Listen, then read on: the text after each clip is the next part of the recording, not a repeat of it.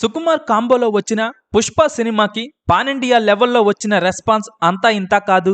ఈ సినిమా సాధారణ ఆడియన్స్ నుంచి సెలబ్రిటీలను మాత్రమే కాకుండా ఆఖరికి రాజకీయ నాయకులను కూడా కదిలించింది. అందరూ తగ్గేదేలే అంటూ డైలాగ్స్ చెప్పేశారు.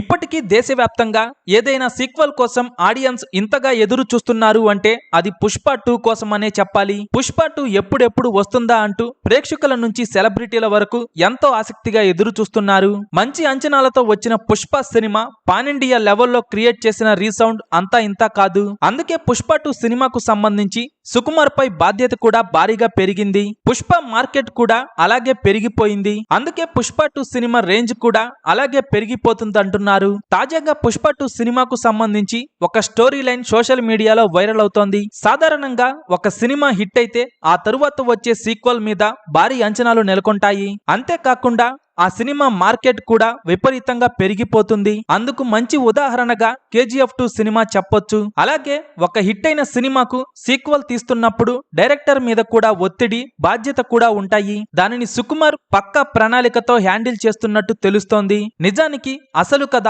పుష్ప 2 లోనే ఉంటుందట.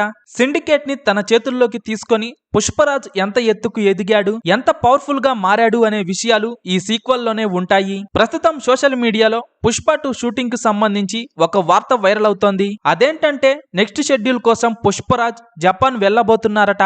అలాగే అక్కడ ఉన్న ఎర్రచందనం సామ్రాజ్యాన్ని కూడా పుష్పరాజ్ తన ఆధీనంలోకి తీసుకుంటాడని, ఆ క్రమంలో అక్కడి వారితో పుష్పరాజ్ కి పెద్ద యుద్ధమే జరుగుతుందని చెబుతున్నారు. పుష్ప 2 సినిమా అదిరిపోయే రేంజ్ లో ఉండబోతోందట. అల్లు అర్జున్ హీరోగా నటిస్తున్న పుష్ప 2 సినిమా కోసం ఎంతమంది ఎదురు చూస్తున్నారో కింద కామెంట్స్ రూపంలో చెప్పండి.